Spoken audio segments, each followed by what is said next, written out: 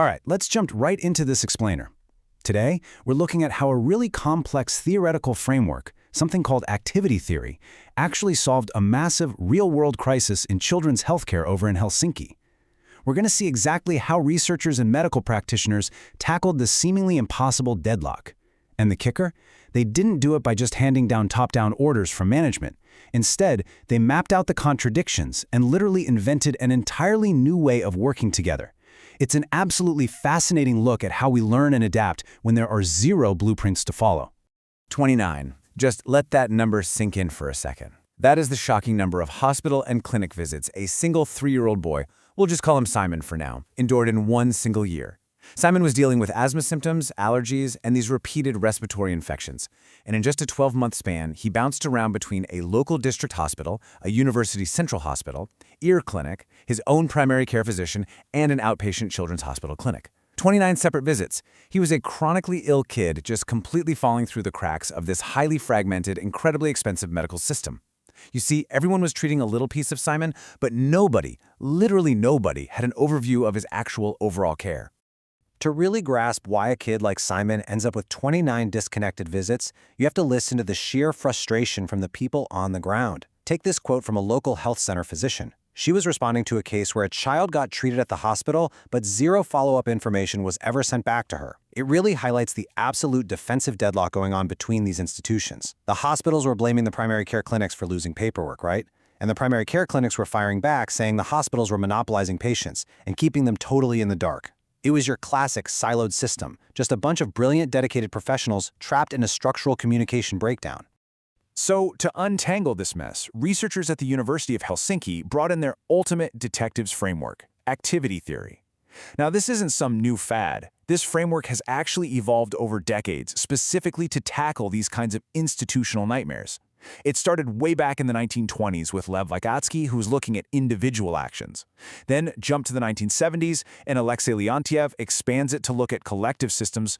Finally, by the 1990s, Uriyo Angstrom and his colleagues developed the third generation, and this is the one that gives us the tools to analyze massive, interacting organizational systems, like, say, a giant children's hospital trying to coordinate with dozens of separate primary care clinics. Let's back up just a bit, because the foundational building block of this theory completely revolutionized psychology. Before Vygotsky, people basically just assumed there was a direct, straight-line connection between a stimulus and a response. Well, Vygotsky broke that wide open. He showed that a person's actions toward a goal or a problem are always mediated by cultural artifacts and tools. You don't just act on the world barehanded, right? You use tools, you use language, you use instruments to shape the world around you. And those very tools, in turn, shape you. It was a massive breakthrough, but at this stage, it was still mostly focused on the individual. But then, things get really interesting. Alexei Leontiev takes Vygotsky's individual focus and anchors it right into the messy, complicated social world we actually live in.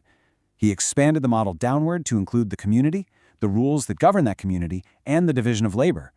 Suddenly, we aren't just looking at an isolated doctor treating a patient in a vacuum anymore. We're looking at a collective activity system. That doctor's actions are heavily constrained by hospital protocols, by who is officially allowed to do what, and by the shared history of the entire medical community. Everything is suddenly connected. Fast forward to the 1990s, and this builds into the third generation. And honestly, this is where the magic happens for our Helsinki healthcare crisis. We finally get a model for networks of different activity systems that are interacting with each other.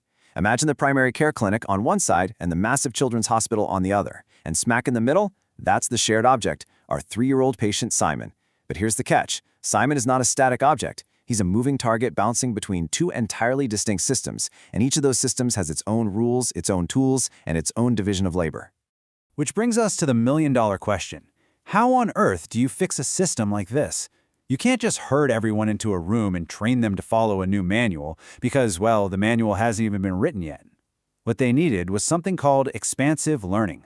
This happens when a group is essentially forced to radically question their entire environment because their current system is just bombarding them with contradictory demands. There was no expert teacher here who magically knew the right way to coordinate Simon's care. The doctors, the nurses, the parents, they literally had to invent the solution and learn a completely new way of working while they were creating it. The root of all those contradictory demands boils down to a classic double bind.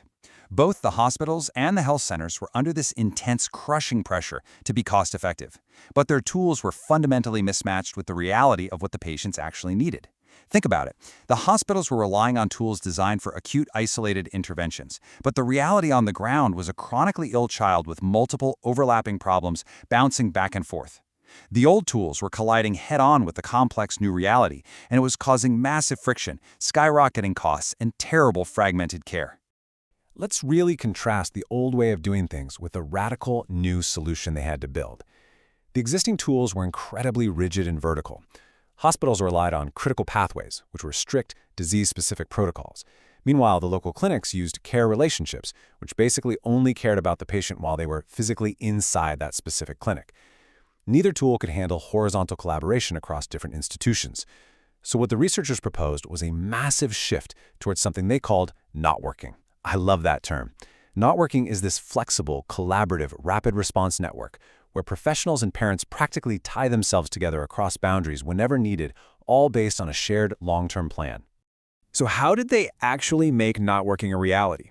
They set up what they called a boundary-crossing laboratory. They ran 10 intense and, honestly, sometimes pretty heated sessions, bringing together 60 physicians, nurses, and parents. And out of that crucible, they designed the breakthrough, the care agreement.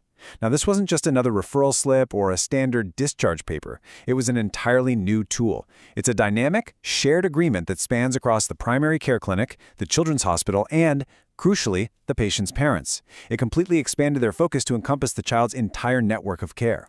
Let's break down exactly how this new care agreement functions in the real world step by step.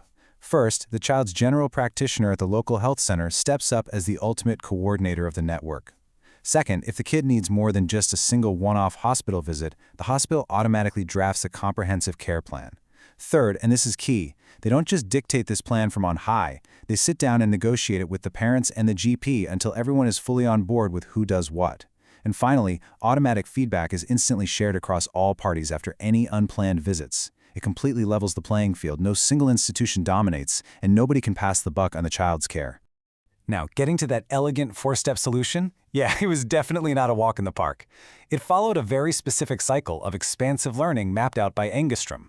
Those laboratory sessions started in a need state, that awful defensive deadlock we talked about earlier. From there, they moved into some intense questioning and a deep historical analysis of why their system was failing. They argued over different ideas, they modeled new solutions, they tested and rejected the ones that caused too much paperwork, and they finally hammered out the care agreement. Once they had it, they successfully pushed forward to implement and consolidate this entirely new practice across the whole Helsinki healthcare system. I absolutely love this part because it totally flips how we usually think about learning. We almost always picture learning as a vertical ladder, right? Moving upward from being a total beginner to an absolute expert. But expansive learning is actually sideways learning. See, the hospital management started out with this top-down scientific concept, their critical pathways. But that immediately collided with the bottom-up, messy, everyday reality of the parents and doctors trying to navigate fragmented care. The ultimate fix wasn't a compromise up or down. It was a series of sideways moves, bouncing back and forth between the official concepts and the lived reality, iterating over and over again until the care agreement was finally forged. And that brings us to a pretty powerful realization. The absolute chaos that Simon experienced wasn't because he had bad doctors. It was because the system was relying on outdated tools to manage a highly complex modern reality. Activity theory gives us the lens to look at that friction, not as a failure, but as the exact fuel we need for expansive learning. So I want to leave you with this. Think about the frustrating deadlocks in your own industry. What hidden contradictions in your own workplace system are just waiting to be uncovered? And maybe more importantly, are you ready to stop looking up for all the answers and start learning sideways